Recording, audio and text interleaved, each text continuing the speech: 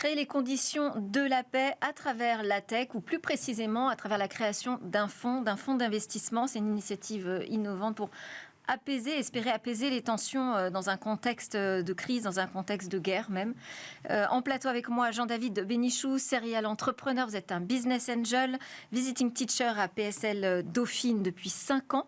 Franco-israélien, vous partagez votre temps entre Paris, Tel Aviv et Londres. Et vous êtes le président, le fondateur d'Abramundi, dont nous allons parler avec Sam Sadroul-Eslami. Bonjour à tous les deux, bien sûr. Donc vous êtes diplômé du Master Entrepreneuriat et Projets Innovants de la même université, Dauphine. Vous êtes franco-iranien et en 2023, vous décidez de participer à cette aventure de création d'un fonds un peu particulier dont on va parler, fonds d'amorçage pour des startups de la tech, qui regroupe des entrepreneurs, des investisseurs qui ont envie en fait d'aider une jeune génération qui veulent apporter des nouveaux projets dans des régions qui sont souvent sous le scope d'actualités très négatives, et en particulier en ce moment.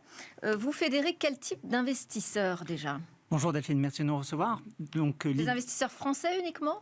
Alors, on fédère des investisseurs de toute la région MENA GCC, d'Europe et des États-Unis. D'accord. Donc, on va traduire MENA GCC, donc MENA, c'est Moyen-Orient, Afrique du Nord, et GCC, ce sont les pays du Golfe. Ok. Est-ce que ce projet, dites-moi, est né avant les événements du 7 octobre ? Il est né bien avant. Il est né dans le sillage des accords d'Abraham, qui ont vu la normalisation des relations entre Israël, les Émirats arabes unis, Bahreïn, la reprise des relations diplomatiques avec le Maroc. Et à ce moment-là, on a vu un élan, et on a voulu l'accompagner d'un point de vue entrepreneurial pour financer des entrepreneurs de technologie dans cette région du monde. Et ce qui s'est passé le 7 octobre n'a pas modifié votre projet ? Il n'y avait pas de raison que ça le modifie. En tant qu'entrepreneur, j'ai créé ma première entreprise pendant la première guerre du Golfe en 1992. Et donc c'est une vision long terme. Le conflit israélo-palestinien est ancien. C'est un spasme de plus. Mais l'avenir s'écrira par l'union entre les descendants d'Abraham dans cette région du monde. Alors, donc en plateau, un franco-israélien, un franco-iranien qui décident de travailler ensemble donc pour apaiser ces tensions dans des pays qui s'affrontent en ce moment même. Qu'est-ce qui vous a motivé dans ce projet et pourquoi vous y croyez ?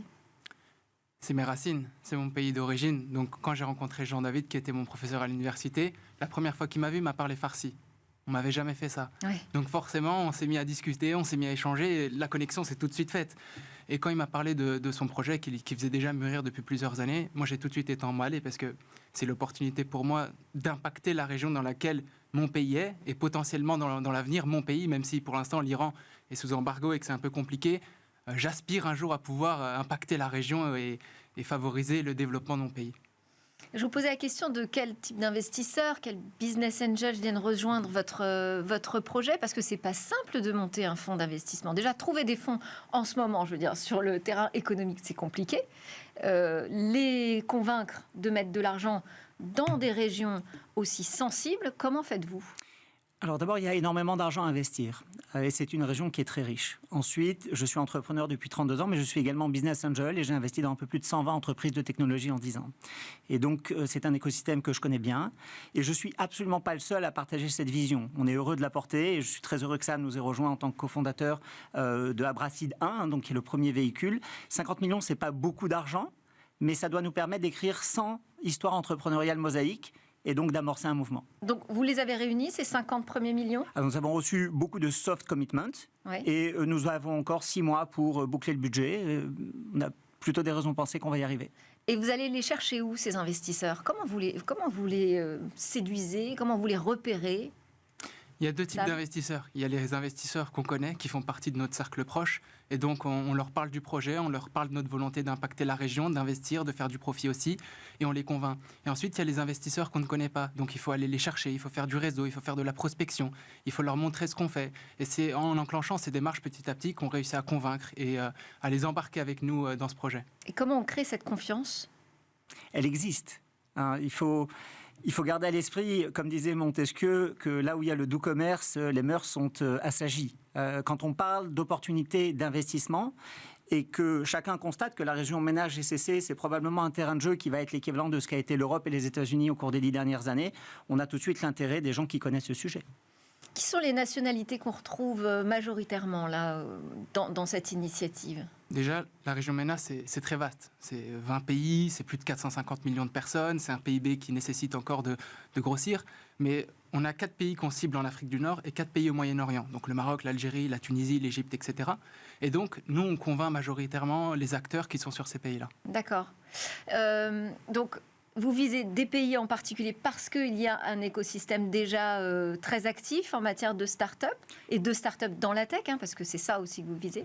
Alors, notre thématique, c'est d'investir dans des entrepreneurs et des entrepreneuses de technologie. Ouais. Et effectivement, dans ces pays, vous avez non seulement des écosystèmes qui naissent, mais vous avez également de l'enseignement supérieur où il y a des écoles d'ingénieurs qui sont réputées.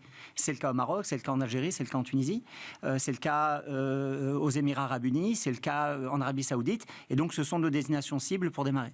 Donc l'objectif, c'est d'ici 2027, vous l'avez dit, hein, d'investir ces 50 millions d'euros dans 100 projets innovants. Vous en avez identifié combien déjà aujourd'hui ? On reçoit plus de 50 dossiers par mois. Donc, il y en a énormément à traiter, ça me fait beaucoup de travail. Donc, je passe chaque jour à analyser des dossiers et on espère... Qu'est-ce qui fait la différence alors, puisque c'est vous qui choisissez? C'est intéressant de communiquer quelques tips à ceux qui vont envoyer des dossiers encore. C'est un excellent point parce qu'on tombe souvent sur des startups qui sont très early, donc post-création de l'entreprise. Et on n'a pas beaucoup d'éléments. Oui. Il faut souvent se baser sur des choses comme quelle est l'équipe, quelle est sa légitimité, quel est le marché, comment est-ce qu'il croit, quelle est sa taille. Et donc, c'est en analysant ces éléments qu'on parvient à déceler les startups qui ont le plus de potentiel. Et sur le fond, il y a des projets que vous avez davantage envie d'accompagner? Alors, aujourd'hui, il faut qu'il y ait une mission aussi pour la région? Donc, il y a des thématiques, plus que des projets. Bon, la thématique du moment, vous en entendez parler partout, c'est l'IA. Donc, à peu près un tiers des projets que l'on voit passer sont des projets où l'IA est au cœur du projet entrepreneurial. Il y a d'autres projets dans le domaine de la biologie synthétique.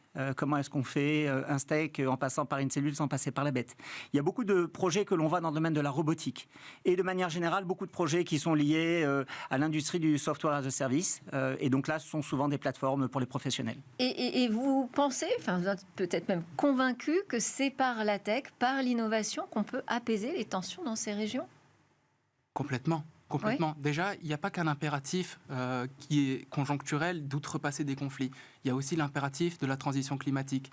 On sait que ce sont des pays qui sont extrêmement dépendants des hydrocarbures. Et ceux qui réussissent à s'en détacher, à diversifier leur économie, c'est ceux qui arrivent à trouver un autre modèle. Donc un modèle de Startup Nation en se basant sur l'entrepreneuriat et en se basant aussi sur la tech.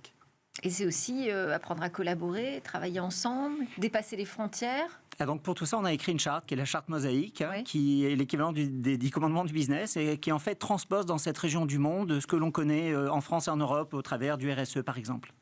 Bon, si je vous demande quelles sont vos attentes là pour début 2024 ? Alors, d'avancer dans les commitments, étapes à venir. D'avancer dans les commitments que l'on reçoit et de commencer à déployer du capital. On a déjà un comité de sélection, on a déjà plusieurs entreprises qui ont passé plusieurs étapes.